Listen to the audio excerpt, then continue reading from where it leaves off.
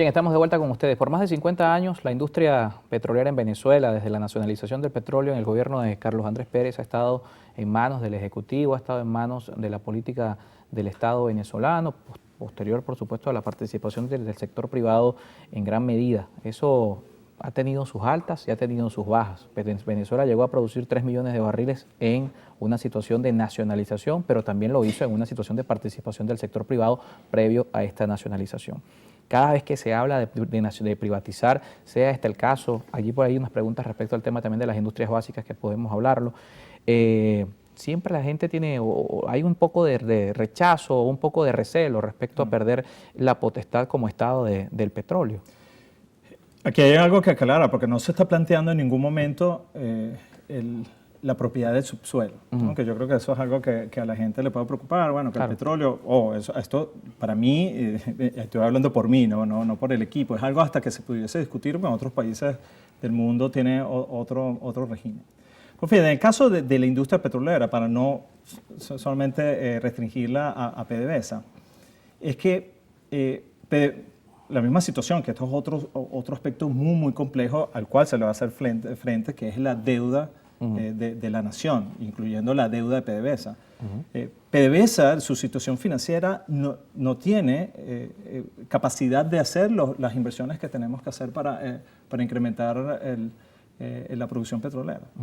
O sea, tienes que realmente abrirte a capital privado. Una apertura.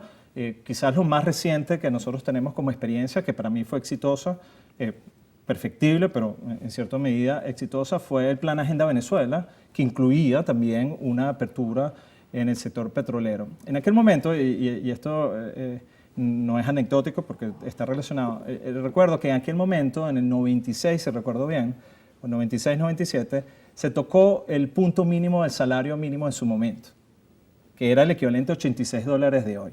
¿no? Que ahorita $86 la gente firmaría por tener salario mínimo de ese nivel. Con ese plan de apertura, con el plan Agenda Venezuela, el salario pasó de 86 a 300 en cuestión de 3 años. ¿no? Eso para entender cuál es la influencia que puede tener una apertura de este tipo. Entonces, como la inversión la tiene que hacer las empresas que vengan, inversiones que puede ser hasta capital nacional o bien regulado, con unas normas de juego claras, pero esa apertura puede tener un beneficio tremendo y además elevar la producción petrolera, y el Estado venezolano tendría ingresos por concepto de regalías, impuestos sobre la renta. Eso aumentaría también los ingresos del Estado venezolano para los diferentes compromisos que tiene, que ya los nombramos. Atender las inversiones en infraestructura, mejorar los servicios públicos, bueno, de allí también pudiese venir, también mejorar el salario de la administración pública, claro, en medio de un Estado mucho más eficiente del que tenemos hoy. Pero de entrada eso está trancado porque se asume eso amerita una reforma legal y la Asamblea tiene la mayoría oficialista. Son parte de los retos que tienes que enfrentar, ¿no? Pero y lo otro es quitarnos esa visión si nosotros pensamos más allá y queremos ver un país desarrollado, o sea, que realmente no nos enfoquemos en el crecimiento económico, sino vamos a ser un país verdaderamente desarrollado, que eso tiene que ver con la innovación, con la tecnología y con la creatividad de la gente. Yo creo que Venezuela tiene todo para hacer eso. Tenemos que pensar más allá del petróleo. Claro. Y además que el petróleo tiene una historia finita. No es que el petróleo va a tener una vida infinita. Claro. Nosotros tenemos que ya plantearnos en este momento. Con el carbón, la transición que hubo. Nosotros tenemos que plantearnos en este momento cómo va a ser una Venezuela sin petróleo. Hasta eso, yo creo que eso sí vale la pena que se discuta. Yo creo que es un aspecto muy poco discutido en Venezuela, pero tenemos que realmente ver hacia adelante y ya imaginarnos una Venezuela sin petróleo, que yo recuerdo en mi época, por aquí hay unos cuantos que se van a acordar de una serie que pasó por RCTV, o un documental, era como una serie, ¿no? El día que se acabó el petróleo, ¿no? Si a alguno se le cae la cédula por allí, seguro se recordará, ¿no? Era como que plantearse ese escenario donde, bueno, Venezuela se quedó sin ingresos petroleros. Bueno, eso no va a pasar de la noche a la mañana, pero sí va a ser algo en progreso, cosa que ya está ocurriendo. Claro, ya está ocurriendo. Ya existen otras fuentes de energía que están, por supuesto, todavía no se compara su cuota de mercado con la energía fósil. Pero tenemos una ventana que la tenemos que aprovechar, ¿no? Y podemos utilizar los mismos ingresos petroleros para poder hacer esa transición, ¿no? Y eso, ahí sí se requiere una visión mucho más estadista de la República. Bien, vamos a revisar la participación de la audiencia en redes sociales. Nuestro WhatsApp 0412-700-7606. Respuestas cortas para darle mayor participación a nuestros televidentes. Fides Arangures nos escribe desde Píritu, en el estado portuguesa. Las propuestas se hacen, pero ¿cómo las van a aplicar? Los de a pie queremos es vivir mejor en lo social y en lo económico. Y créeme, José, no sé si es el nombre, que eso lo tenemos totalmente en cuenta. Y cuando se habla de esto de estabilización expansiva, es porque tenemos claro que en un comienzo tenemos que mejorar el ingreso del venezolano, y eso, por supuesto, es algo que está allí, y que ese va a ser el comienzo de entrar en un círculo virtuoso de generación de bienestar. Eso es parte del plan, parte de lo que queremos lograr. Carlos Guedes nos escribe desde Barquisimeto, Estado Lara. La gente tiene que entender que esto ya está privatizado, la gasolina está a 0.50 y nadie dice nada. Sí, bueno, privatizado como tal no, pero sí, esto lo habíamos hablado, creo que fue fuera del aire. El que se paguen las cosas al precio que le dan sostenibilidad en el tiempo. Si tú aumentas los servicios públicos ahora con un ingreso del venezolano tan deprimido, va a ser un golpe muy duro. Pero si ese ajuste se va haciendo en relación a cómo va haciendo la mejora del ingreso del venezolano, ahí estamos hablando de otro escenario. Y que además ese nuevo precio vaya en consonancia con una mejora en la calidad de servicio que se está prestando. Eso es lo que quiere la gente. O sea, la gente realmente ya se acabó que no quiere las cosas regaladas. Y de hecho hay un cambio, y esto va un poco más allá, yo sé que hay unas preguntas, pero lo voy a hacer corto. El venezolano de hoy es muy diferente al de décadas atrás. El venezolano de hoy cree más en su autonomía. Créame, dame las condiciones para yo ser autónomo, para yo valerme por mí mismo. Y eso es un cambio histórico que creo que no ha sido suficientemente estudiado. Más adelante probablemente se hará, pero tenemos que aprovecharnos de que el venezolano está pensando así porque no quiere cosas regaladas, quiere pagar, pero que sí tenga la capacidad de desarrollar sus capacidades, de prepararse y realmente ser libre y autónomo. César Nieves nos escribe desde Maracay. Señor García, somos el segundo país con más miseria en el mundo, con tantas riquezas, gracias a la corrupción y las malas políticas económicas. Sí, hay que trabajar en atenuar la corrupción. Seguro. Eso es otro, pero ahí es donde viene la parte institucional. ¿No? Cuando si tú tienes unas instituciones sólidas, tienes un sistema judicial que realmente sirva al ciudadano, ya eso es. Fíjate que algo es interesante y es parte también de lo que se quiere.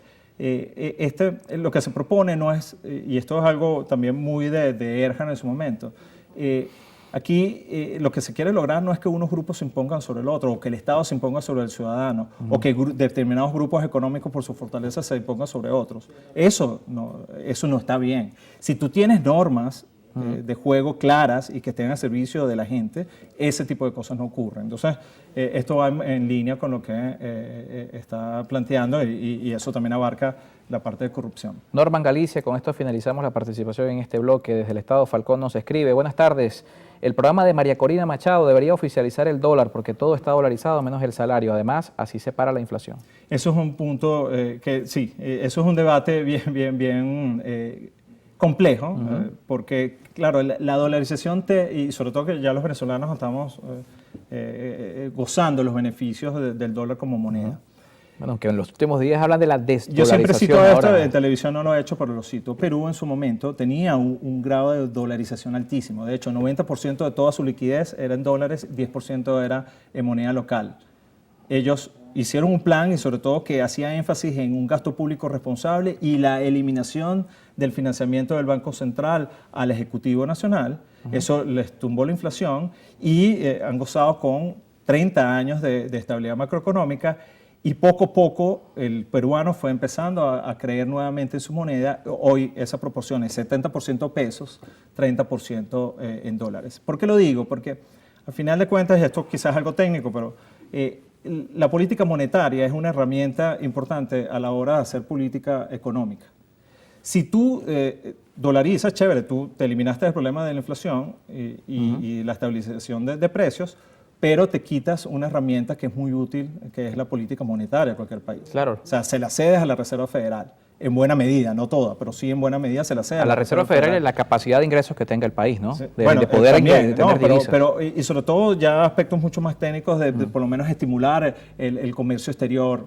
Estoy hablando más de ese tipo. Cuando tú analizas el comercio exterior de Perú, a mi modo de ver, es mucho más sano que el de Ecuador. Ecuador está completamente dolarizado y Perú no. Y de hecho, si evalúas el crecimiento económico, ojo, no solamente esa es la razón, pero por lo menos no es algo que es un requisito. Cuando analizas el crecimiento económico de Ecuador frente a Perú de 2000 para acá, que fue el momento en el que Ecuador dolarizó por completo, el crecimiento del Perú ha sido mejor. Entonces, yo no sé si el conservar tu moneda te da más crecimiento, pero por lo menos no es requisito. Eso sí es algo que se pudiese concluir. Pero yo entiendo, ¿no? Si tenemos que ir, sea por la vía de dolarización, que no es mi vía preferida, pero sí a través de un banco central serio, autónomo, que garantice la estabilidad monetaria y que no permita en ningún momento el financiamiento de esa institución al Ejecutivo Nacional. Henkel García, las ideas de Henkel García compaginan con las de María Corina Machado y por eso se ha sumado a este equipo, ha buscado por supuesto aportar a la propuesta de María Corina Machado. Hay quienes tienen preocupación por el discurso de María Corina Machado que lo toman como que un discurso de un vengador, de alguien que viene a acabar con lo que está para imponer algo totalmente nuevo. Y eso genera preocupación en algunos sectores. Yo entiendo, pero eso es imposible. Lo que sí es, de lo que yo puedo ver, ojo, la pregunta es mucho más política que económica, pero una decisión política lo lleva a sumarse. Es cierta firmeza sobre la mente el determinar qué grupo es lo que quiere lo mejor para el país y no están allí para otras intenciones, ¿no? Pero al final somos todos venezolanos y eso históricamente en el pasado quizás uno sí pudiese decir de unos enfrentamientos muy cruentos, pero ya en esta época democrática es más, en algún momento tienes que empezar a acordar con la gente que realmente quiera lo mejor para el país, ¿no? Pero nada, esa es mi visión muy personal. María Corina obviamente tendrá la suya, pero lo que sí les puedo decir es que de lo que yo puedo percibir de ella, que es una persona que quiere el país, que es bien intencionada y que ahora está que ahora no, pero es una persona que la gente puede opinar algo distinto, pero es una persona abierta, donde ella escucha y eso es importantísimo en un político, ¿no? Porque si no me escuchara, obviamente no estaría en su equipo económico. Muchísimas gracias por acompañarnos esta tarde. Henkel García con nosotros, analista financiero. Hacemos una pausa y de regreso estará en estudio Nelson Chiti Larroche. Vamos a hablar de el proceso electoral que este viernes se va a celebrar en la Universidad Central de Venezuela y también un poco del tema político, porque más allá de su aspiración a vicerrector administrativo de la UCB, también está apoyando la candidatura de César Pérez Vivas. @En Contexto Episodio y @Carlos Penaloza en nuestras redes sociales.